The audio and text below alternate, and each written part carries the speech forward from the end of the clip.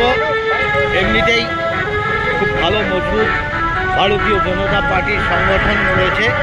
আমাদের এখানকার বিধায়ক অসীম বিশ্বাস আছেন এবং মতুয়া মহাসংঘ যথেষ্ট স্ট্রং, তারও সভাপতি আমার সামনে শিশির বসু রয়েছে। তাই এই সব সমীকরণ মিলিয়ে এখানে কোনো কথা হবে না। তৃণমূলের অস্তিত্ব রক্ষা হবে কিনা কোনো কোনো বুথে প্রায় নীল হয়ে যেতে পারে, এইরকম অবস্থা আছে।